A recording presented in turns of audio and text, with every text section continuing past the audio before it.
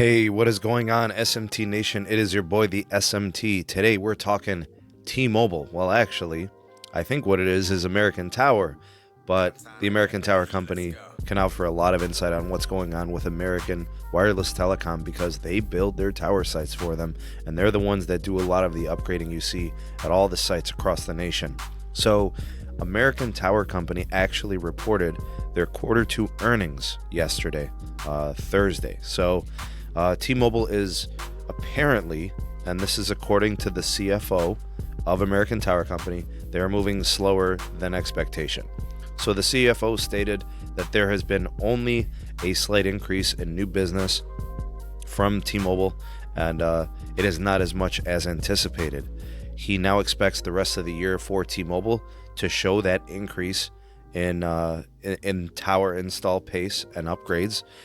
He was quoted as saying T-Mobile is working through their plans, and obviously that would mean that, you know, they're working through their merger situation. There are some pretty high expectations according to T-Mobile. You know, the situation with, you know, competition, DOJ concessions, FCC demands, there's so many different things there. You've got competition with Dish coming in as a greenfield 5G network. AT&T and Verizon are still cooking, and they're going to continue to improve their networks. And American Tower said that they are slightly concerned about, you know, monetization and pacing. But overall, they said that, you know, the situation with T-Mobile just being a little bit slower than expected, the outlook for the American Tower Company is unchanged. So he did also mention and speak to Dish and how they have yet to secure formal agreements with the company for their build out, but the expectation is that by the end of the year, this should definitely change. I'd like to actually hear from you guys on this. Do you personally, based on these comments, have any concerns about anything that the CFO of American Tower Company stated and some of the insight he gave us about the new T-Mobile and their network build out? Obviously, it is 100% true. To be objective, T-Mobile is going through a very massive merger, and all merger-related activities, including business and retail operations, you know, bringing two companies together of this size is no easy task. I'm not going to sit here and try to justify or say that that is not the case.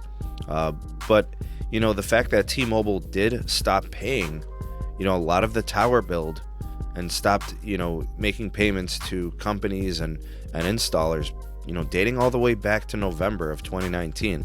And that was right around the time when, you know, merger related costs were increasing tremendously with legal battles and trials and courts, and, you know, you had states opposing and trying to block and so on. You know, this does kind of seem like, now that we're in August, technically, you know, where does that put T-Mobile on their trajectory of building out and integrating and network build? The self-imposed timeline that Neville Ray has created for his pace has not shown at all. He did mention, you know, upgrading or, you know, building out at a pace of over 5,000 sites per month. That is 100% not true. And actually, a lot of people have indicated that they would be surprised if they have even eclipsed 1,000 sites per month. So not only have they not reached the 5,000 threshold for the peak that Neville self-imposed, but they're probably not even at a fifth of that.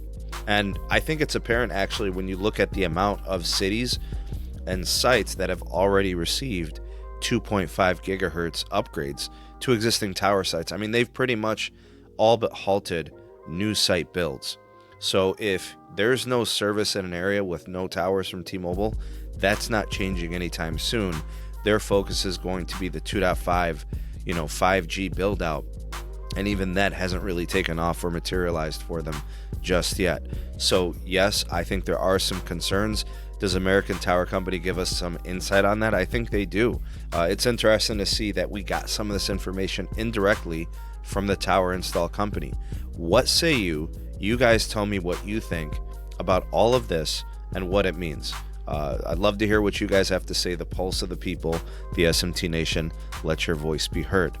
If you appreciate your daily dedication from the SMT YouTube channel, please do rate this video, give it a like, share it to all your socials, Twitter, Facebook, Instagram, however you do socials, please do share.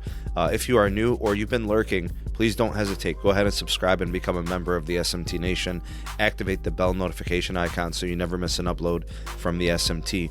And then here's some other videos for you to check out if you're not ready to leave the channel just yet. And also in the description box, all the things going on with the community. We've got the Patreon page link. We've got the Twitter handle. We do Periscope Lives on there. We also have all the links for all of the different app platforms that the SMT Wireless Report podcast is on. Audio only podcast. Just uploaded some new episodes in the last week or so. Do check those things out. Google Podcasts, Apple Podcasts, all types of other platforms there. We've got Spotify, Anchor. We're on everything. Do check us out. Thank you so much for being here to watch this video, and I hope you all have a great rest of the day. I'm the SMT, and we will see you on the next one. Peace.